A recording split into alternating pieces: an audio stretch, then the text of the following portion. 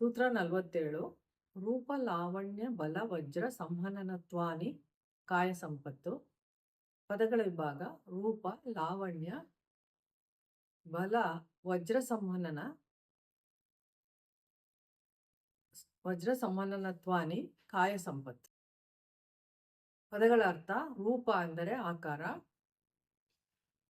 ಇದರಲ್ಲಿ ಬಣ್ಣ, ಎತ್ತರ, ತೂಕ ಎಲ್ಲವುದರ ವಿವರಣೆ ಇದೆ. ಲಾವಣ್ಯ ಅಂದರೆ ವ್ಯಕ್ತಿಗತ ಸೌಂದರ್ಯ,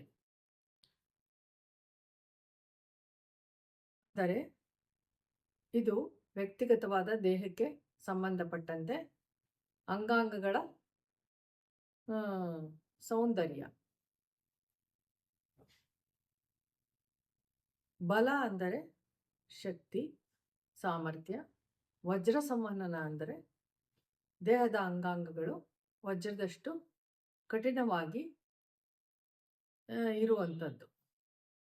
ಕಾಯ ಸಂಪತ್ತಂದರೆ ದೀರ್ಘಕಾಲದವರೆಗೆ ಆರೋಗ್ಯವಾಗಿ ಇರುವಂತಹ ದೇಹದ ದಾರ್ಢ್ಯ. ಭಾವಾರ್ಥ: ಯೋಗಿ ಶ್ರೇಷ್ಠನು ಹಿಂದಿನ ಸೂತ್ರದಲ್ಲಿ ಪಂಚಕೋಶಗಳ ಬಗ್ಗೆ, ಅದರ ಸಂಯಮ ವಿದ್ಯೆಯನ್ನು ಅದರ ಮೇಲೆ ಪ್ರಯೋಗಿಸಿ ಅದರ ಸಂಪೂರ್ಣ ಸಾಧಕ ಬಾಧಕಗಳನ್ನು ತಿಳಿದುಕೊಂಡು ಅದನ್ನು ಸರಿಪಡಿಸಿಕೊಳ್ಳುವ ಯೋಗ್ಯತೆಯನ್ನು ಪಡೆದುಕೊಂಡಿರ್ತಾನೆ. ಈ ಸೂತ್ರದಲ್ಲಿ ಅನ್ನಮಯ ಕೋಶಕ್ಕೆ ಹೆಚ್ಚು ಪ್ರಾಮುಖ್ಯತೆಯನ್ನು ಕೊಟ್ಟು ಅನ್ನಮಯ ಕೋಶವನ್ನೇ ಕೇಂದ್ರೀಕರಣ ಮಾಡಿಕೊಂಡು ಸಂಯಮ ವಿದ್ಯೆಯಿಂದ ಅವಧಾನ ಮಾಡಿಕೊಂಡಾಗ ಯೋಗಿ ಶ್ರೇಷ್ಠನಿಗೆ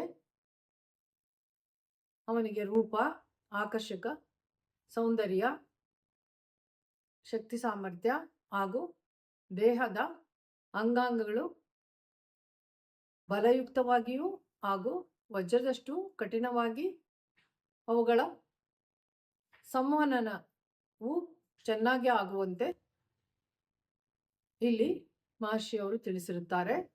ಏಕೆಂದರೆ ಯೋಗಿ ಶ್ರೇಷ್ಠನಿಗೆ ಅವನು ಇರುವಷ್ಟು ಕಾಲವು ಅವನ ದೇಹವು ಕೂಡ ಆರೋಗ್ಯದಿಂದ, ಸಾಮರ್ಥ್ಯದಿಂದ ಇರಬೇಕಾಗುತ್ತದೆ. ಇದರಿಂದ ಅವನ ಗುರಿ ಮುಟ್ಟಲು ಅನುಕೂಲವಾಗುತ್ತದೆ ಎಂಬುದು ಈ ಸೂತ್ರದ ವಿವರ.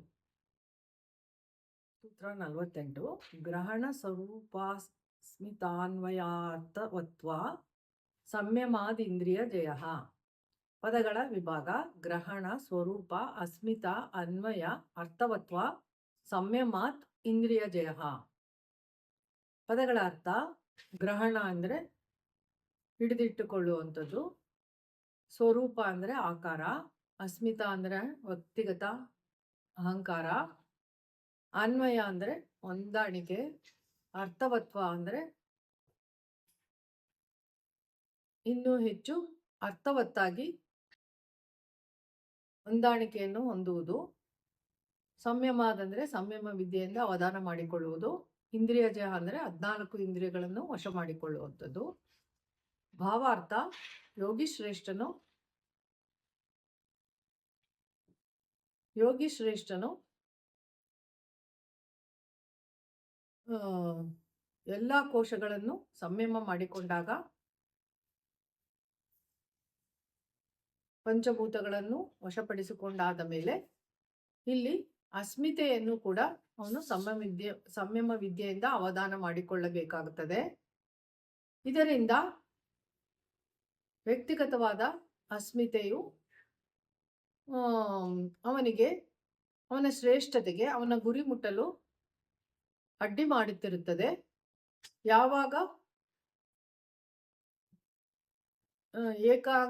ಏಕಾಗ್ರ ಪರಿಣಾಮ, ಸಮಾಧಿ ಪರಿಣಾಮ, ನಿರೋಧ ಪರಿಣಾಮಗಳನ್ನು ಅವನು ಪಡೆದುಕೊಂಡಾಗ ಅಸ್ಮಿತೆಯ ಮೇಲೂ ಕೂಡ ಸಂಯಮ ವಿದ್ಯೆಯನ್ನು ಪ್ರಯೋಗಿಸಿ ಅದನ್ನು ವಶಪಡಿಸಿಕೊಂಡಾಗ ಅವನಿಗೆ 14 ಇಂದ್ರಿಯಗಳು ಕೂಡ ವಶದಲ್ಲಿ ಉಂಟಾಗಿ ಇಂದ್ರಿಯ ಜಯ ಉಂಟಾಗುತ್ತದೆ ಎಂದು ಈ ಸೂತ್ರದಲ್ಲಿ ತಿಳಿಸಲಾಗಿದೆ.